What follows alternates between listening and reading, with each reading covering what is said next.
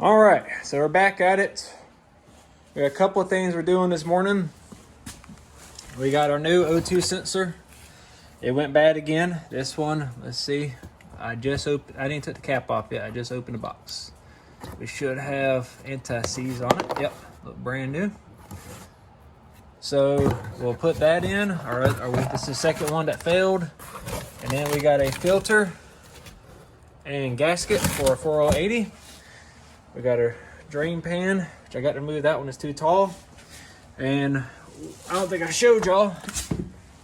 We got a magnet, so that's gonna be kind of cool. See if we got any metal in here. And we're gonna drop the pan, service the transmission. Hopefully it's just kind of minor stuff. Here's the O2 sensor. We're gonna change that. Then we might go around the block, and then we're gonna move it because it is Thanksgiving. And then we're gonna start working on my wife's car either today or tomorrow. So it needs a power steering line. That's a little bit of maintenance we got going on today. And yeah, I'll keep y'all updated. I'll probably update y'all when I pull the pan. All right, so got that coming out. At least it ain't burnt, which I really haven't raced it or anything. A lot of driving, cruising. Some highway pulls. It only got up to 220 or 215 one time. Most of the time it's around the 160 mark to 170. So we're gonna let this drain and keep on popping. All right, so this wideband's out. That's the old one. Definitely see the rich condition that we had. So you can see it's on one side because of how that heat sink is. I'm actually going to pull the heat sink out and just show you what's going on with it. A couple of things to note. Still draining. We wound up changing the pinion seal on our racket pinion, and it worked out great. Dorman had a kit, and I think it was like 30-40 bucks. And worked out amazing. So very happy with that. Usually what happened is that dot, that's the dot that has to be lined up with the flow of the exhaust. The kit came with a seal, a roller bearing. I think that was it. Pretty much. I didn't even drop the racket pinion fully out, I don't think. No, I did. I had it halfway changed out, and it's just easier to put it on the bench. So yeah, and what would happen was when you jacked up the car like it is, I only got one half of the car on jack stands. The steering shaft would just put a little bit of a bind as the chassis flexed, and it would just start leaking. It would leak almost like a half a gallon out of the car. So, not a half a gallon, my bad. That's probably a half a quart, which, if anybody knows in fluid world, that's a lot. So this is that heat sink. That's like $100. You can't even see. Let me get my headlight on. You can see we are running rich. There. It is pretty black, which is why the thing died. And I seen it when I was in stop and go traffic. So here's the heat sink. You got one hole here. You got another hole here. So what happens is the exhaust comes into this hole. You have two holes here. Oh, let's see if I can get the angle. You can barely see it on the left side by my thumb. That's a hole from this angle. It comes up, hits your O2, and you can see the other hole, because you can see straight through it, and it comes out that way and goes back into the exhaust. So what this does is, if you're having a condition like maybe with a turbo car and we're putting out really hot exhaust gases, this gets it out of the direct heat of it. And the other idea was this kind of helps with keeping it out of the direct path of all the fuel, which obviously didn't help. So, and I'll explain a little bit of our rich condition. This car is not tuned for the winter. It doesn't have a tune on it at all other than the Holley self-tune and self parameters. And I didn't account for those. And I was hoping that once I replaced the first one, that it would fix, like it'll learn, and it didn't. So without a tune, you're going to have these issues with this wideband. I have dived into some learning how to tune myself, and that's where we're at. I think I have it good enough, and that's where I feel okay with putting this new one in and giving it a go. But if you have a Holley with a wideband and you are not tuned and you get into the nines, you pretty much just say you're throwing away $100. These can't handle the ground fault situation. To upgrade to a better wideband, you got to go with a Dominator, and that's like a $2,000 system, I think, maybe $2,500. So just beware. No tune, head gasket blown, like pretty much anything that allows a fluid in your exhaust, this is going to die. And when it dies, it's going to dump fuel because it's going to read lean, and it's going to dump fuel, and it's going to kill your spark plugs, and now you're on the side of the road. So anyways, let's throw that in, and then once I put that in, I will drop the pan. All right, so here's our transmission fluid. As you can see, there's leaves in it.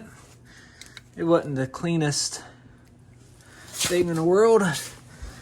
The pan wasn't super clean. I'm just looking for anything noticeable. I mean, we do got specks. They ain't really gonna tell us much, to be truthful. But I just wanted to kind of see right here, you kind of got this line. But I don't see any chunks of metal. We'll probably see it in the pan. I see a bunch of dead bugs. Didn't clean this out before I put it in the car. Drain it, but just want to kind of go through the pan with y'all. We got O2 sensor in, and I just put the drain plug back into the transmission, and I think it's a bunch of 10 millimeters, and we'll yank it out. All right, so we got our pan out. This thing, I don't know what this gasket is, but it was almost glued to this stupid pan. I've never, for something not RTV'd, my gosh, that wasn't gonna leak. So here's our filter. I don't know if this is the right filter for our replacement. Ooh. So we'll have to see. I think it's going to be too thick, but we'll see. Let's move it to the side. As far as bottom of pan goes, we actually look really good. This is perfect. You can see what our magnet's doing. Just a little bit of material, but that is a bad magnet. I thought, oh yeah, we got a magnet over here too. I thought there was another factory magnet. Just gonna move this up. So it's kind of whatever. It gets a little gray, but it's nowhere near the magnet this one is. This one's like $50, $60 too. You pay for what you get. But anyway, this is our inspection. Our pan looks amazing. We're gonna clean it up. See what our other filter looks like. In fact, let me clean my hands. I think it's gonna be too thick. It sucks. Well, they asked me if I had deep or shallow, and I said whatever the factory says. It's supposed to be a factory deep, but I got a feeling it's not. That means we're gonna take this joker back. Yeah. That looks way too thick. Oh boy, and it's Thanksgiving. Everything's closed. I was wanting to kind of drive the car today. Yeah, it's a shallow. All right, well, I'm gonna clean up this pan, and you can see where we got material in here.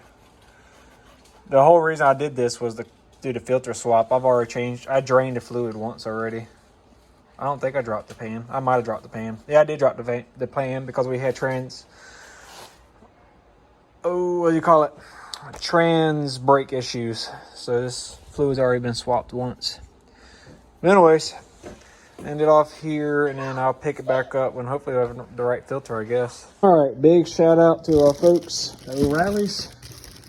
They had the right one. See, part numbers right here. We got a Wix 58608. Kind of thinking back through it, this is the better decision. I love Wix filters. They have the best kind of, what you want to say, name to go with the quality they put out. So very happy. kind of the other filter didn't work, but I know I'm getting quality here. So, and it looks identical as the other one. It came with a rubber gasket. I don't know if I want to use this rubber gasket. I kind of like that felt, so I'm going to take both. All right, we got our filter up here. So it gets like a little notch area where it goes around our pillow switch here. See if you can see that. See how that goes around that? I don't think I had that centered before, because I had an issue with this when I put the transmission. The transmission actually sits on these dimples here. So you can see there is not much of a gap for fluid to go up.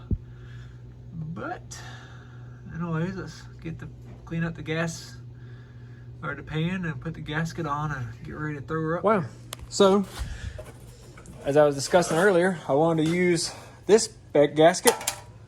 Doesn't freaking fit. What? I don't even know what this fits. I went to the people at Summit. I never go to them because they always do this. And I asked them for 4080. All right, so here's my box. 4080 stuff.